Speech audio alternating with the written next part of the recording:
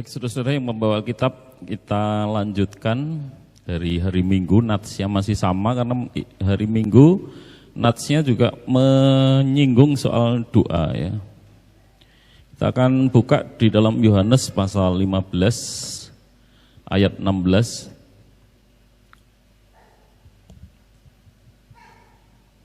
Yohanes pasal 15 ayat 16. Satu ayat tapi ini sudah dipakai 3 kali khotbah, saudara-saudara, luar biasa betapa dalamnya, kayanya firman Tuhan ya.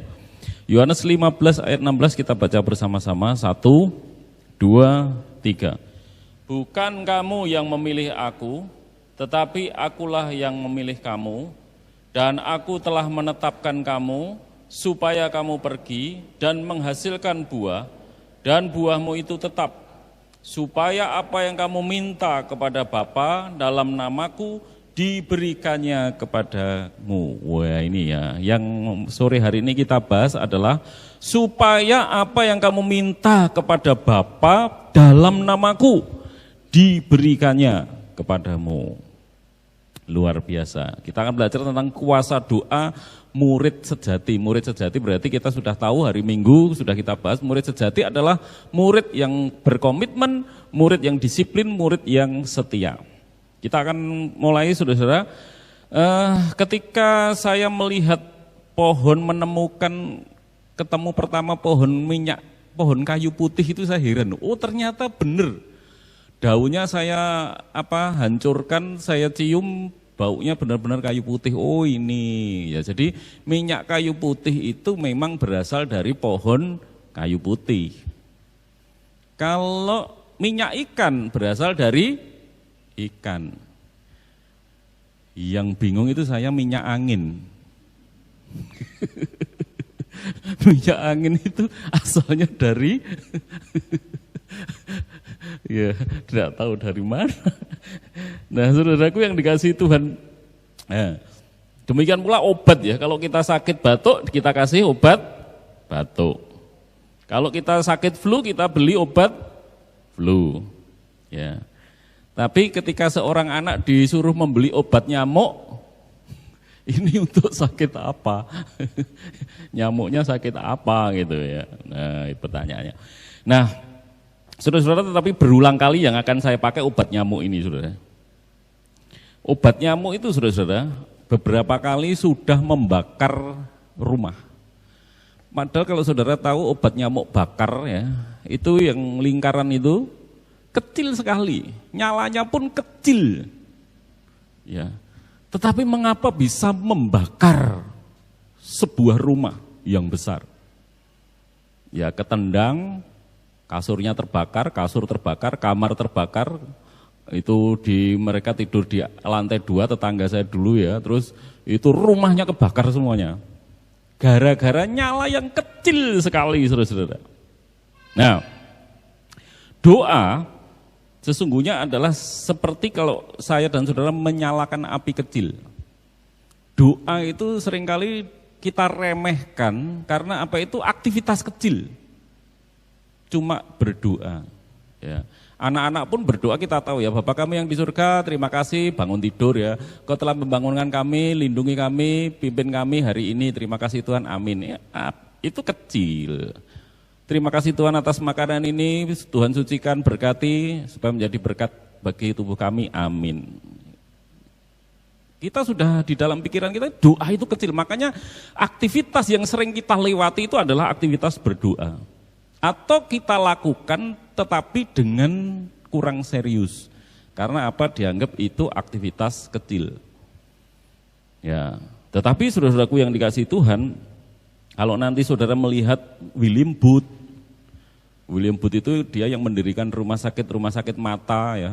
Di Bandung ada, di Semarang ada. Dan biasanya rumah sakit mata William Booth ini terkenal sekali, saudara. Diawali dari apa? Kalau saudara lihat, bisa berkobar mendunia. Pelayanan William Booth ini kenapa? Dia adalah seorang pendoa. Api yang kita anggap kecil itu, saudara, bisa membakar memanasi, berkobar-kobar menjadi sesuatu gerakan Roh Kudus, gerakan Tuhan yang besar. Diawali apa yang kita anggap sepele, doa. Makanya kegagalan kita, saya sendiri termasuk ya, kegagalan kita di dalam melayani Tuhan itu sesungguhnya apa? Bukan karena kita kurang pintar, kurang cerdas, ya, tetapi sesungguhnya komitmen, mungkin kita berkomitmen loh ya. Saudara yang melayani berkomitmen, melayani WL, melayani musik, komitmennya lumayan bagus, tetapi seringkali mengapa tidak berbuah-buah? Karena kita menyepelekan satu hal, yaitu doa. Api kecil yang bisa mengobarkan pekerjaan Tuhan yang besar. Andrew Wood, seorang musisi di Amerika, saudara, seorang musisi dia ngerti artinya harus bertekun di dalam hal-hal kecil. Ya, Andrew Wood menulis demikian, saudara. Jangan terjebak dengan kesalahan hidup, di mana Anda mencoba meraih tujuan hidup secara instan sekaligus dan langsung besar, bagaikan aksi sulap yang dapat mentransformasikan khayalan menjadi realita. Perlu Anda ketahui, suatu yang besar itu tidak pernah tercipta kecuali Anda mulai dengan sesuatu yang kecil untuk pertama kali. Kesuksesan seseorang pada umumnya direalisasikan bukan oleh perubahan nasib mendadak, melainkan dari langkah yang sederhana secara terus-menerus menapaki tangga kemajuan. Dalam kehidupan doa gitu loh saudara. Kalau saudara melihat biografinya Kathryn Kuhlman yang dipakai Tuhan menyembuhkan berbagai penyakit-penyakit berat itu ya. Kenapa dia dipakai Tuhan demikian besar? Simple, awalnya dari apa? Berdoa. Kita gagalnya di aktivitas kecil ini, padahal Tuhan Yesus berulang-ulang berkata apa? Barang siapa setia melakukan perkara kecil, doa, Allah doa. Barang siapa setia dalam perkara kecil, dia akan dipercayai dalam perkara-perkara besar. Tokoh yang saya kagumi kan itu ya, Smith itu tukang pipa ledeng. Kenapa kok dia begitu hebat? Ya, karena dia setiap 15 menit berhenti berdoa, 1 menit, 2 menit, 15 menit lagi berdoa lagi, 15 menit aktivitas apapun dia berhenti berdoa dulu. Berdoa dulu, makanya saudara-saudaraku yang dikasih Tuhan, Tuhan memakai setiap perkara kecil dia akan dipercayai perkara besar. Kegagalan kita di situ saudara. Doa yang kita anggap mudah, tapi itu juga wegah kita, melakoninya wegah. Ya. Kita seringkali berhenti berdoa setelah tidak terjadi keajaiban besar, padahal keajaiban besar itu terjadi kalau kita setia dari berdoa yang kecil-kecil itu tadi. Doa yang kecil yang mungkin kita tidak anggap tidak berkuasa, tidak bermanfaat, tidak berfaedah. Kok aku berdoa ini tidak dikabulkan Tuhan, tidak dikabulkan, lalu berhenti. Padahal saudara, untuk menghasilkan hal besar kita harus mulai yang kecil dulu. Setia dulu dalam hal yang kecil. Berdoa itu sendiri hal kecil. Nah, saudaraku yang dikasih Tuhan, oleh karena itu malam hari ini kita harus mengubah saudara, karena murid yang setia, doa tadi dijanjikan oleh Tuhan ya. Kita bukan kamu yang memilih aku, kita sudah belajar tentang pemuritan, murid sejati, aku yang memilih kamu. Dan aku telah menetapkan kamu supaya pergi dan menghasilkan buah, dan buahmu itu tetap supaya. Nah ini karena murid yang sejati itu saudara, murid yang baik, dampaknya apa? Doanya akan efektif. Kalau kita ini berdoa tidak efektif, kok banyak Pak Tri doaku yang lebih gagalnya ya daripada berhasilnya. Ada 2 kemungkinan saudara, yang saya dan saudara naikkan itu doa-doa untuk memuaskan keinginan diri, makanya Tuhan no. Itu menunjukkan yang kedua bahwa kita belum menjadi murid, karena kita masih berpikir tentang diri sendiri, masih berpikir tentang hal-hal duniawi yang kita inginkan, makanya gagal doanya. Karena murid sejati nanti doanya berbeda. Spirit doanya bukan Tuhan berikan saya ini, berikan saya itu, sembuhkan saya dari ini, sembuhkan saya dari, bukan itu doanya nanti. Saudara nanti lihat jemaat mula-mula apakah doanya semacam itu, tidak. Demikian juga dalam hal doa, Leland Riken yang menulis buku Ensiklopedia Alkitab. Nah ini saya ambil dari ensiklopedia yang terbaru, versi terbaru saudara-saudara. Leland Riken nulis begini saudara. Doa adalah saling bertukar keyakinan antara Allah dan umat covenant-nya. Covenant itu umat perjanjiannya. Allah ditempatkan pada posisi yang bermurah hati, ya, yang menantikan ketaatan umatnya, sedangkan umat Allah ditempatkan pada posisi mempercayai, mengingat janji-janjinya. Musa dan Samuel menjadi teladan hubungan yang benar dengan Allah. Mereka berseru kepada Tuhan dan Ia menjawab mereka. Dalam tiang awan Ia berbicara kepada mereka. Mereka telah berpegang pada peringatan-peringatannya dan ketetapan yang diberikannya kepada mereka. Mazmur 99 ayat 6 sampai 7. Nah, mungkin kalau saudara yang belum membaca kisah tiang awan itu apa kok Tuhan berbicara dalam tiang awan. Jadi dalam perjalanan Israel keluar dari Mesir, kalau siang hari itu Tuhan menaungi mereka dengan tiang awan, awan tegak dan melebar, menutupi, mengayomi bangsa Israel selama berjalan di padang gurun. Nah, tiang itu saudara kalau sedang berhenti, umat Israel mendirikan kemah suci. Kemah itu berhenti, tiangnya itu saudara, itu selalu di atas tabut perjanjian, di ruang maha kudusnya. Nah ketika Musa bertanya pada Tuhan, Tuhan itu berbicara di dalam tiang awan itu saudara, ada suara yang menggelegar. Yang beberapa kali sempat didengarkan orang-orang dan orang-orang ketakutan. Ya, kadang-kadang suaranya lembut, hanya Musa dan Samuel saja yang mendengarkan. Tetapi Tuhan berbicara melalui tiang awan itu. Nah, saudara, untuk sampai percakapan seperti Musa dan Samuel, Musa bertanya pada Tuhan, Tuhan menjawab. Samuel bertanya pada Tuhan, Tuhan menjawab. Ini kan indah sekali ya. Wah, doa kalau bisa seperti itu. Jangan lupa saudara-saudaraku, Samuel itu sejak kecil sudah di bait Allah.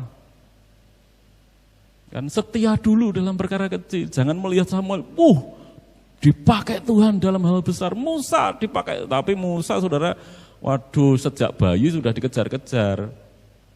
Dia sudah diajari ibunya tentang, saya yakin ketika walaupun dia diangkat oleh Firaun menjadi anak angkat, tetapi jangan lupa ibunya Musa itu terus mendampingi dia, pasti sempat mengajarkan nilai-nilai tentang iman Yahudi, iman kepada Yahweh. Nah itu yang perlu kita perhatikan. Jadi sejak kecil dua orang ini memang sudah belajar tentang Tuhan, ya, dan tentang berkomunikasi dengan Tuhan. Mengapa doa murid yang setia itu berkuasa seperti yang dijanjikan Tuhan? Supaya apa yang kamu minta kepada Bapa dalam namaku diberikannya kepadamu. Yang pertama saudara-saudara, mengapa doa murid-murid yang setia itu begitu berkuasa? Yang pertama, murid yang setia itu seperti pohon anggur yang menempel pada pokok anggur. Karena konteks di dalam Yohanes pasal 15, itu sesungguhnya kalau nanti saudara baca ajaran besarnya Tuhan Yesus sedang mengajarkan apa? Yesuslah pokok anggur dan kitalah ranting-rantingnya. Ranting itu kalau sampai lepas, ceklek. Ya cekleknya itu kan kadang kita berhenti berdoa, patah semangat berdoa. Karena apa? Karena tidak dijawab. Mungkin kalau saudara pernah tanya ke saya, Pak Tri pernah enggak merasa doa rasanya hampa? Justru pada saat hampa itu saudara-saudara, itu ujiannya orang berdoa kalau saudara tahu.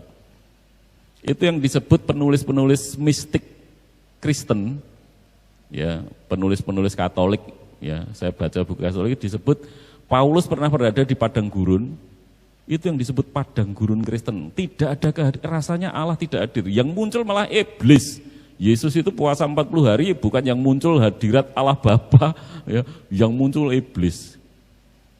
Nah makanya kalau saudara berdoa pada fase padang gurun, rasanya kok saya tidak melihat Tuhan, saya tidak merasakan kehadiran Tuhan, itu fase padang gurun. Ya, padang gurun itu di situ ada kekeringan, hawa panas, ular, beludak, binatang-binatang melata yang berbisa malah banyak. Nah itu yang disebut fase padang gurun. Saya dan saudara harus tahan, jangan berhenti. Karena Tuhan Yesus berkata, saudara, konteks di dalam Yohanes 15, apa yang kamu minta kepada Bapa dalam namaku akan diberikan itu karena murid-murid itu nempel terus, betul-betul nempel, tidak pernah lepas. Ya, itu yang harus kita perhatikan, saudara-saudaraku. Nah, kalau kita bicara tentang pohon anggur, tanaman, berarti ini bicara tentang proses, karena tidak ada tanaman yang langsung mengeluarkan buah. Dia mulai dari tunas, bertumbuh, makin panjang, makin besar, menguatkan dirinya dulu, ya. Akhirnya nanti mengeluarkan bunga mengeluarkan buah dan seterusnya. Itu proses. Demikian pula saudara-saudara, untuk sampai kepada doa, apa yang kamu minta dalam namaku akan diberikan kepadamu itu loh. Itu butuh proses, saudara-saudaraku yang dikasihi Tuhan. Nanti kalau sudah saudara tekun berdoa, kita ini tekun berdoa. Yang saya maksud berdoa ini, saudara, jangan seperti yang saudara anggap bangun tidur tadi ya, doa anak-anak ya. Kalau anak-anak itu sudah bagus berdoa begitu ya, memang mereka anak-anak. Bapak kami terima kasih bangun pagi dengan tubuh segar, itu doanya anak-anak. Mau makan mereka berdoa, itu doanya anak-anak. Lipatlah tangan, tutup mata, padahal di Alkitab tidak ada ya, doa harus lipatlah tangan, tutup mata, tidak ada. Yesus berdoa itu menengadahkan ke langit dan berdoa. Kalau jemaat rasul-rasul malah mengangkat tangan, itu naik orang-orang tua ya. Tapi kalau anak-anak, jadi kalau saudara bawaannya masih lipatlah tangan, tutup mata, makanya saya kalau makan di luar, kalau saudara ketemu saya tidak pernah saudara lipat tangan, tutup mata, dingklus, berdoa. Kadang-kadang saya cuma melihat makanan, berhenti sejenak, saya bicara dengan Tuhan. Karena kadang-kadang perasaan saya ya kok munafik sekali, doa dipertontonkan di hadapan orang, saya merasa risih saja. Doa itu menurut saya adalah hal yang pribadi yang tidak perlu orang melihat. Dan untungnya di dalam kekristenan itu doa tidak ada, kata merem itu tidak ada. Kalau menengadah ke langit, tangannya diangkat ke atas, menengadah itu malah ada. Sujud proskuneo, ya, sujud wajahnya sampai ke tanah ada. Tapi kan itu sudah di area-area pribadi, tidak mungkin saudara berdoa di rumah makan, saudara sujud kepalanya sampai di tanah.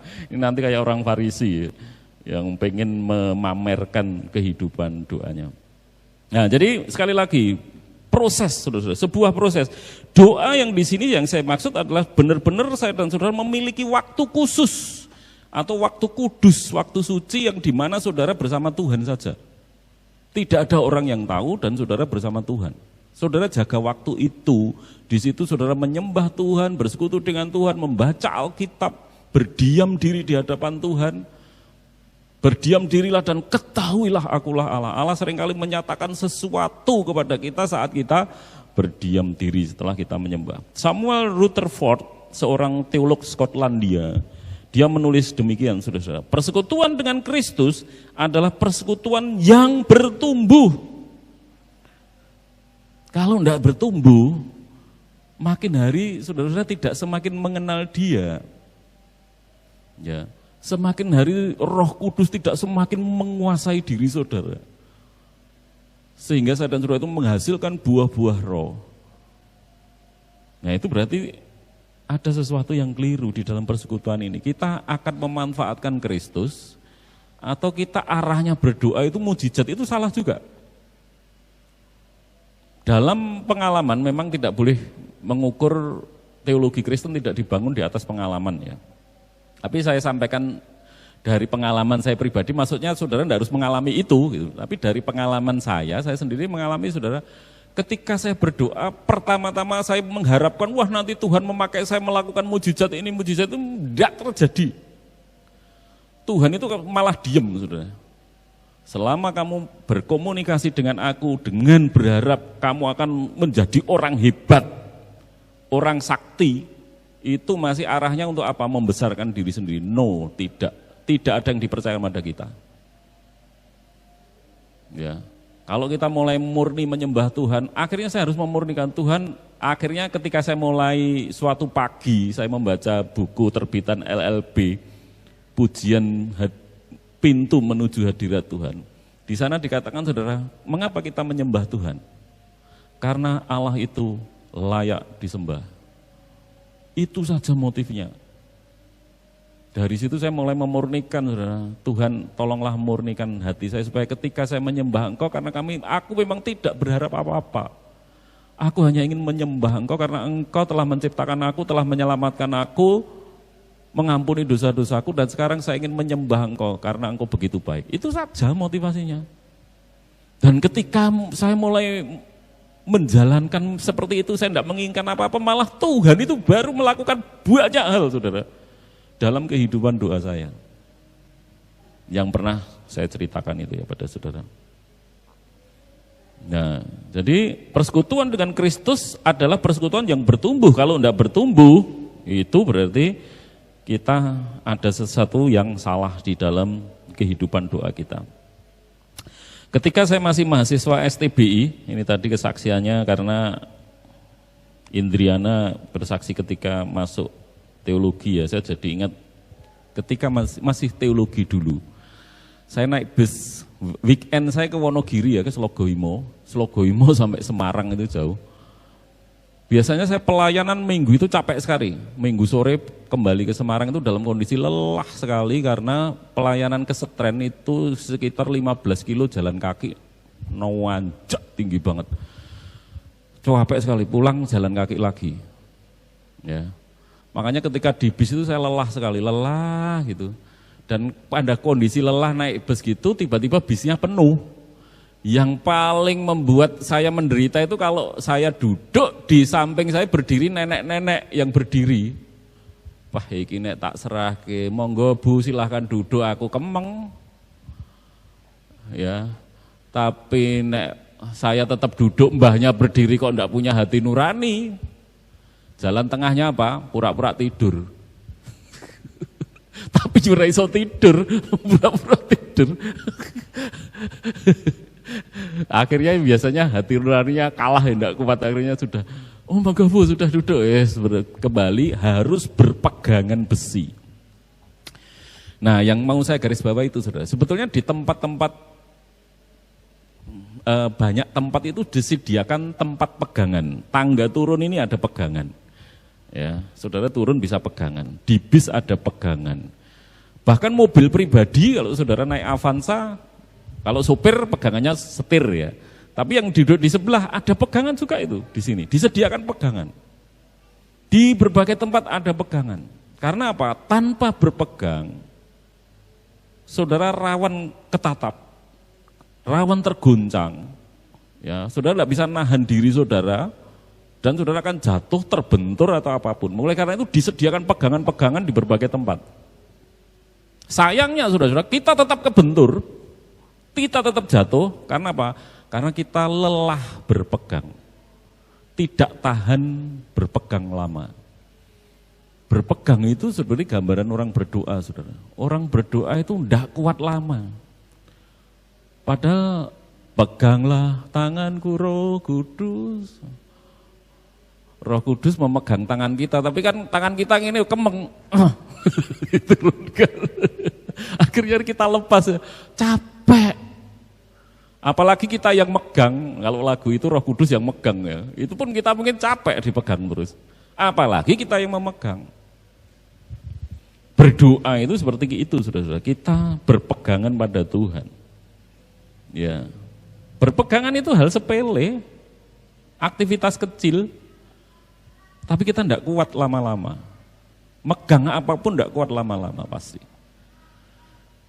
Disitulah ujian kita sesungguhnya, saudara, di dalam mengiring Tuhan menjadi murid Kristus yang sejati itu, kuat tidak kita memegang, berpegangan pada Tuhan terus-menerus. Ya, sepanjang hari, tiap pagi, siang, malam, ya. Mazmur pasal 1 ya. Yang kesukanya ialah Taurat Tuhan dan merenungkan Taurat itu siang dan malam. Dia akan seperti tanaman yang ditanam di tepi aliran air, yang selalu hijau daunnya dan mengeluarkan buah pada waktunya.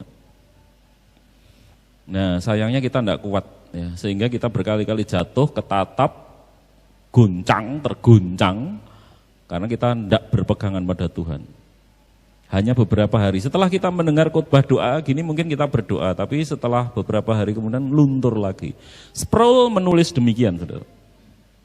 di dalam doa kita mengalami Allah sebagai pribadi dan berkuasa. Nah ini menarik saya tebalkan, karena memang doa itu sesungguhnya saya dan bersaudara sedang berurusan dengan satu pribadi yang berkuasa.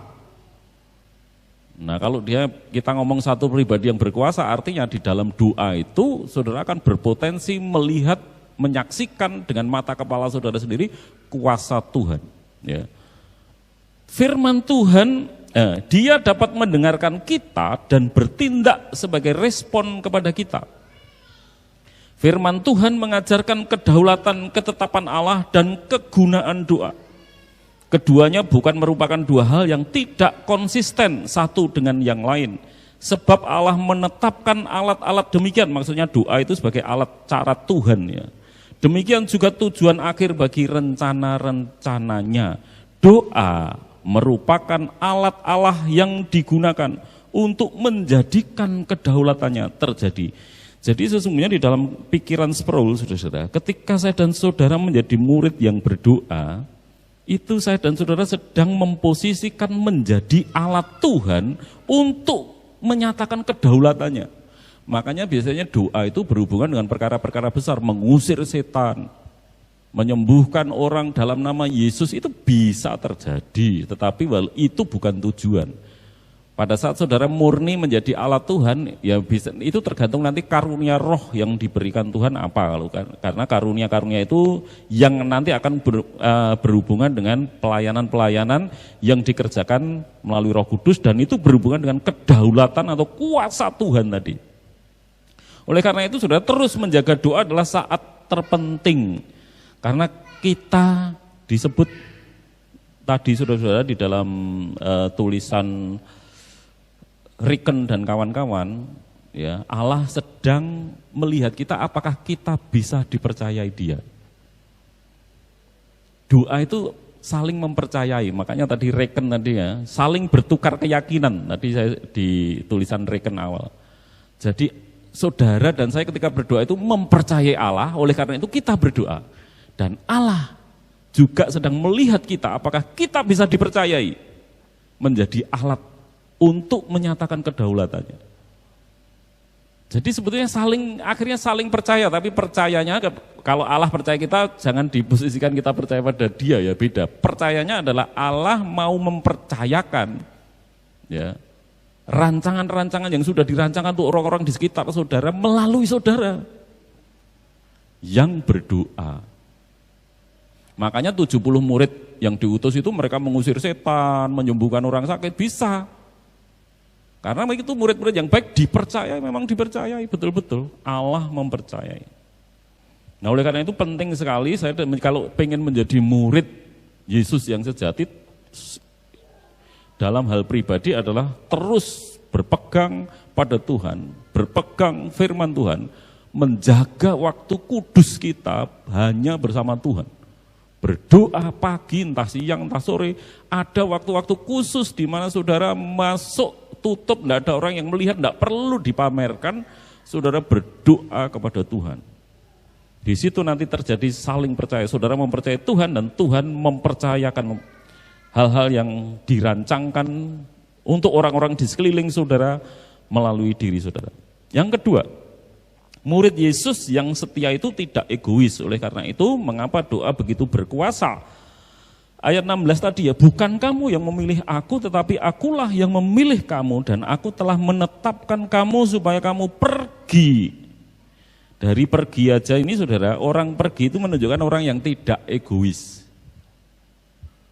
Saudara pergi ke gereja, itu berarti saudara mulai menyangkal diri saudara. Sebetulnya kan saudara lebih enak di rumah kan? Nonton TV atau streaming di rumah kan lebih santai, saudara bisa sambil tidur di kasur, ngelihat video, dengarkan khotbah saya. Tapi saudara datang, ya kecuali karena sakit, ya karena jarak, karena pekerjaan, ya mungkin teman-teman kita banyak yang tidak datang karena memang sedang bekerja atau dalam perjalanan atau usia sehingga menjaga diri dari COVID hari Minggu saja, nah ya, tidak masalah ya. Tetapi maksud saya saudara, orang yang datang ke gereja ini saudara, pasti saudara bukan orang yang egois. Kemarin ketika tetangga belakang gereja mati 2 itu saudara, mati kok ya barengan ya, semua heran. Selisih 30 menit tuh saudara. Jadi yang satu Pak Nana meninggal, sebelahnya depannya persis meninggal ganti. Kok ya mulai bareng-bareng lah. Saya mau bikin status tetangga yang kompak gitu. Kok ya dadi guyon dalam suasana duka. Tapi kompak banget saudara. Kami pertama layat yang Pak Nana ini ya, saya ngajak Eldo, dulu ngajak Putri, sekarang udah enek Putri wis, ayo temeni papa. Akhirnya sekarang kita sama Eldo layat ya. Nah setelah layat, kita wis hujan, sejak hujan lebat, belum hujan sampai hujan itu, sampai terang itu kita belum selesai. Kita masih layat di situ ya. Selesai layat, berangkat jenazah, saya nganter ke makam, sama Eldo jalan ke makam. Setelah makam, Eldo tanya saya, pulang Pak? Enggak, kita layat satunya lagi. Satunya lagi, iyalah. Nanti bayangkan kalau orang tetangganya tahu kita layat di sana dan kita tidak layat di tempatnya dia. Kita sudah bersikap tidak adil, gitu kan. Nah, makanya orang yang pergi meninggalkan rumah itu, kayak saudara datang, itu pasti saudara enggak egois. Kalau egois saudara enak di rumah, enggak usah mikir yang di gereja terserah siapa. Dan semua orang mikirnya gitu, WL-nya bisa yang nyanyi sendirian. Enggak ada temennya bisa. Karena semua mikirnya terserah, yang penting aku enggak tugas hari ini. Nah, kalau semua mikir gitu, enggak ada yang nyanyi saudara. Makanya perlu ada support ya, supaya saudara datang tuh memberi support. Saya kalau saudara enggak datang hanya mengkhotbah kamera, sudah bayangkan. Ya. Nah saudaraku yang dikasihi Tuhan, jadi kenapa kok doa murid-murid Yesus itu menjadi efektif? Karena mereka memang bukan orang yang egois. Kalau bukan orang yang egois, artinya doanya bukan Tuhan berkati aku, Tuhan sembuhkan aku, urapi aku dengan kuasa-Mu yang hebat. Nah, enggak aku, itu masih egois. Ya, doanya orang, saya itu kalau sudah sampai doa syafaat, penyembahan, baca Alkitab, sampai syafaat, apa yang saya lakukan? Saya pernah cerita ke saudara ya, saya biasanya bertanya, Roh Kudus siapa yang harus saya doakan? Apa yang harus saya doakan? Ya, bukan diri saya. Setelah melayani orang lain, ini didoakan, itu doakan, selesai, amin, selesai, sudah. Saya, Tuhan tahulah kebutuhan saya tidak usah perlu bicara sama dia. Gitu, saudara. F.W. Robertson, pengkhotbah terkenal Inggris tahun 1906, berkata demikian, saudara. Orang yang dikenal melakukan tindakan-tindakan kasih yang besar adalah orang-orang yang selalu dengan setia melakukan tindakan-tindakan kecil. Nah, ya, orang yang dikenal melakukan tindakan-tindakan kasih itu berarti kepada orang lain Mas ya. Kasih yang besar adalah orang-orang yang setia melakukan tindakan-tindakan kecil. Seperti saudara hanya melangkahkan kaki saudara ke gereja. Saya melangkahkan kaki melayat. Saudara mungkin apakah itu membuat perbedaan? Buat perbedaan bagi yang mengalami kedukaan. Ya. Seorang petani Kristen, saudara-saudara, ini saya ambil dari bukunya tulisan De Mello. De Mello itu bukunya cerita-cerita karangan dia sesungguhnya, tapi menggelitik ya. Seorang petani Kristen mendengarkan ramalan cuaca di TV bahwa 3 bulan ke depan cuaca akan panas sangat kering. Memang waktu itu masih gerimis sedikit-sedikit ya, dan dia ketika mendengar berita, loh, ditegur oleh keluarganya, berarti siap-siap loh, Pak, nanti akan musim kering ini. Alah, yang penting doa. Doakan, Elia berdoa hujan turun, kita berdoa nanti, kita kalahkan ramalan cuaca. Nah, benar akhirnya. Nah, mengapa kok anaknya mengingatkan dia? Karena dia sebentar lagi akan pergi ke luar negeri, ke tempat anaknya yang ada di luar negeri sekian bulan. Beres, saya meninggalkan tempat kampung halaman ini dengan tenang karena saya berdoa Tuhan akan mengirimkan hujan. Setelah 3 bulan di rumah anaknya, balik ke kampungnya, dia melihat tanamannya kering, kerontang, mati semuanya. Dan dia marah sekali. Pada siapa? Pada Tuhan. Setelah karena dia marah, kecewa, padahal saya terus berdoa supaya Tuhan menurunkan hujan, kok tidak hujan, malah kering, kerontang, tanaman saya tidak panen, mati semua, kering semua. Sekarang saya pindah agama saja. Terus Demelo itu ngomentari gini, saudara. Harusnya bukan pindah agama, ya. Bukan pindah agama, tetapi jangan agamanya yang diubah, tapi kebodohannya yang diubah, gitu ya. Wong ramalan cuaca itu kan memang sains ya, jadi ilmu pengetahuan, dan seringkali memang ya apa yang diperkirakan dengan alat-alat yang semakin canggih, satelit cuaca dan sebagainya, sekarang hampir pasti tepat. Ya kalau sudah diperingatkan gitu ya, yang dirubah itu kebodohannya itu. Ya. Jangan agamanya yang diubah, tapi kebodohannya menurut Romo Demelo ya. Seorang penyair dan sejarawan gereja Inggris, Oxenham, menulis puisi tentang doa. Nah, doa murid Yesus itu begitu kuasa karena apa? Dia tidak egois ya. Kita lihat doa penyair sejarawan Inggris ini yang terkenal. Sebuah tempat yang kecil dari anugerah yang mistis. Itu tentang doa ya, tanpa dosa dan ego. Jadi doa itu sebenarnya ketika saudara berdoa kan tidak ada dosa memang, karena saudara berdoa berhadapan dengan Tuhan. Tanpa dosa dan ego, di mana aku dapat melihat ke dalam wajahmu dan berbicara denganmu di dalam doa. Tanpa dosa dan tanpa ego. Makanya saya baru menyadari ya, banyak pendeta yang berkata, pendeta-pendeta besar, semakin Anda berdoa, semakin ego saudara mati. Semakin kurang berdoa, ego kita semakin kuat, saudara. Kayak tadi ya, orang yang doa salah-salahan atau berpikir doa hanya memanfaatkan Tuhan, itu doa yang kacau salah-salahan. Nah baik, oleh karena itu saudara-saudaraku, saya dan saudara menjadi murid sejati, pasti doa-doa saudara. Nanti saudara cek, semakin efektif kehidupan doa saudara, berarti doa saudara semakin benar. Makin dikuasai Roh Kudus, makin dipimpin Roh Kudus. Dan pasti itu bukan doa untuk hal-hal dunia. Makanya doa saudara menjadi sangat efektif nanti ya.